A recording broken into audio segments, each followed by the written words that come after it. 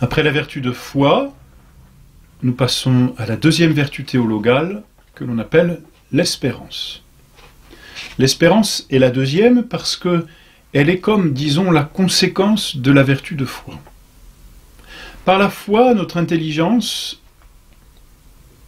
est perfectionnée grâce à Dieu et peut connaître des vérités qui la dépassent. Dieu se révèle à l'homme, par la foi, l'homme adhère, c'est-à-dire connaît ces vérités, y adhère, et ces vérités sont sublimes.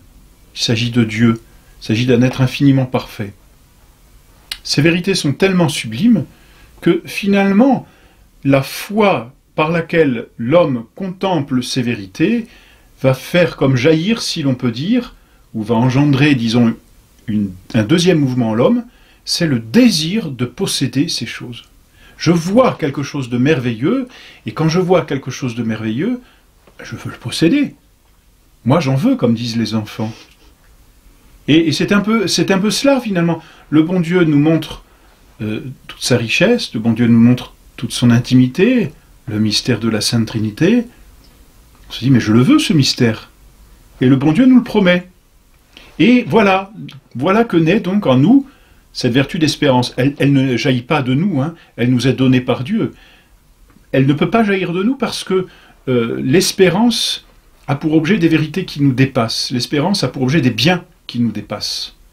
Donc comme ça nous dépasse, il faut en nous, encore une fois de plus, une qualité que Dieu vient mettre dans notre volonté, par laquelle nous allons désirer, c'est cela, espérer, toutes ces choses que Dieu nous promet. Voilà donc cette deuxième vertu théologale qu'on appelle la vertu d'espérance. C'est une vertu surnaturelle par laquelle nous attendons avec une ferme confiance la vie éternelle et les moyens d'y parvenir, parce que Dieu l'a promis et que Dieu est fidèle dans ses promesses.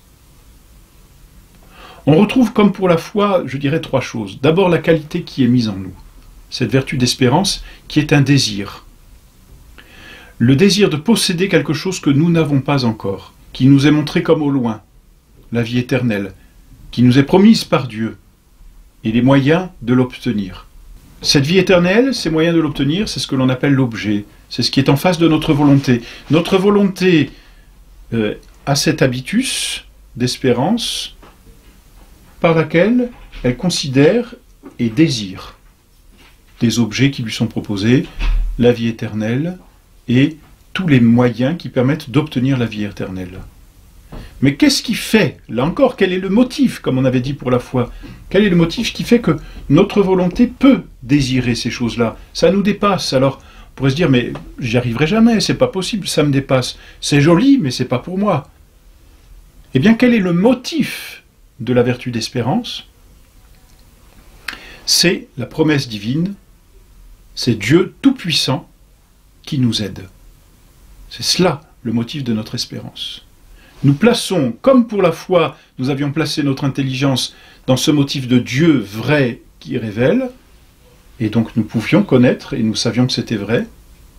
Et bien maintenant, ces biens qui nous dépassent, ils sont possibles, alors qu'en soi ils nous dépassent, donc sembleraient impossibles, ils sont possibles parce que non seulement Dieu a promis, et que Dieu est fidèle dans ses promesses, mais aussi parce que Dieu est tout-puissant pour nous élever à cet ordre surnaturel et nous les rendre possibles. Notre espérance, donc, se fonde sur cette confiance en la toute-puissance divine qui nous aide, la puissance divine auxiliatrice, sur la promesse par laquelle Dieu s'est engagé à nous donner les moyens et à nous permettre d'obtenir cette fin. La vertu d'espérance est en nous quelque chose donc d'extrêmement fort, d'extrêmement stable. C'est la confiance que nous avons dans, on pourrait dire, la paternité divine.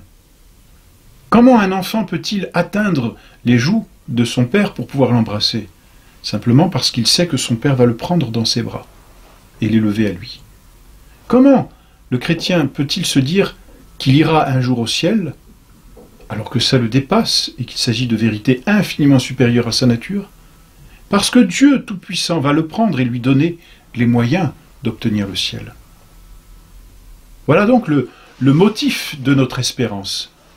Ce qui fait que nous espérons, c'est donc la toute-puissance de Dieu. Dieu qui s'est engagé. Et Dieu qui a prouvé sa toute-puissance par les miracles, par exemple. Afin que vous sachiez que l'homme a le pouvoir de remettre le péché, je te le dis, lève-toi, prends ton grabat et marche. En faisant ce miracle d'une résurrection corporelle, Dieu montre qu'il est capable de faire le miracle bien plus grand et plus intérieur d'une résurrection spirituelle. Il remet les péchés, il redonne la grâce. Donc le motif de notre espérance, véritablement, se trouve en Dieu Tout-Puissant qui nous aide.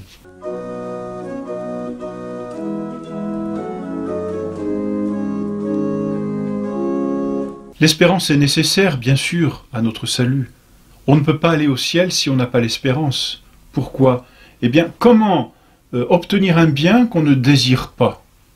Si on ne le désire pas, voyez, on ne se dirige pas vers ce bien.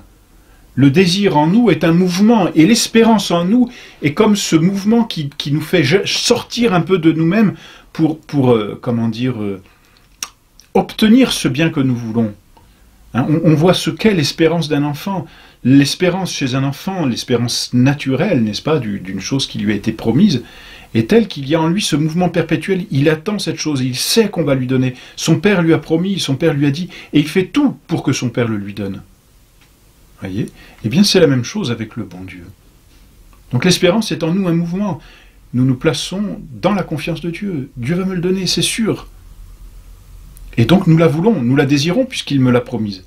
Et donc cela crée dans l'âme une certaine confiance, bien sûr, une certaine certitude, je l'aurai, il me l'a promis. Il est fidèle dans ses promesses, Dieu ne ment pas. Hein, comme un enfant peut dire à son père, de toute façon, papa, tu me l'as promis, donc je l'aurai. D'ailleurs, il ne doute pas de la promesse de son père. Alors pourquoi douterions-nous de Dieu? À plus forte raison. Mais en même temps, il y a une attente, un désir, justement. Et cette espérance, justement, réside dans ce désir, dans cette attente, et en même temps dans cette confiance dans la toute-puissance divine. Voilà donc cette belle vertu d'espérance. Malheureusement, il est possible de pécher contre l'espérance, de manquer à l'espérance, et d'y pécher de telle sorte qu'on perde cette vertu d'espérance. Or, celui qui perd l'espérance n'a plus cette conjonction avec le bien, ne désire plus. Perdre l'espérance, c'est perdre le désir du ciel. Perdre le désir du ciel, c'est perdre le mouvement, si l'on peut dire, qui nous fait aller au ciel. Celui qui n'a pas l'espérance ne peut pas aller au ciel, tout simplement.